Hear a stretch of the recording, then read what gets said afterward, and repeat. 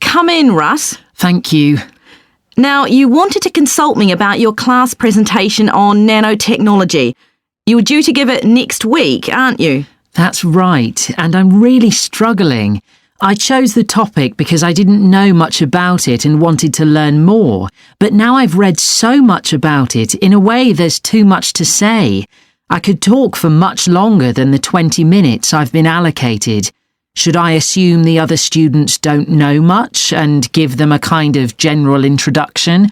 Or should I try and make them share my fascination with a particular aspect? You could do either, but you'll need to have it clear in your own mind. Then I think I'll give an overview. OK. Now, one way of approaching this is to work through developments in chronological order. Uh-huh. On the other hand, you could talk about the numerous ways that nanotechnology is being applied. You mean things like thin films on camera displays to make them water repellent and additives to make motorcycle helmets stronger and lighter? Exactly. Or another way would be to focus on its impact in one particular area, say medicine or space exploration. That would make it easier to focus. Perhaps I should do that. I think that would be a good idea. Right. How important is it to include slides in the presentation? They aren't essential by any means, and there's a danger of tailoring what you say to fit whatever slides you can find. While it can be good to include slides, you could end up spending too long looking for suitable ones. You might find it better to leave them out. I see. Another thing I was wondering about was how to start. I know presentations often begin with, first I'm going to talk about this, and then I'll talk about that. But I thought about asking the audience what they know about nanotechnology.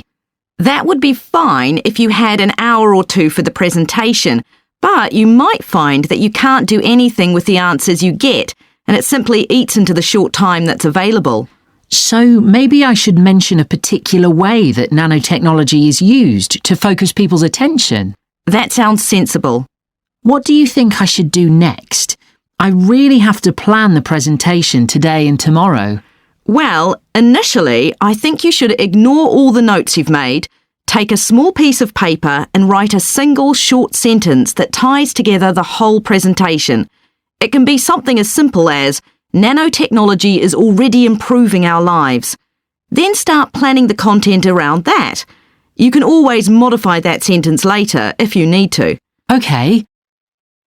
OK, now let's think about actually giving the presentation.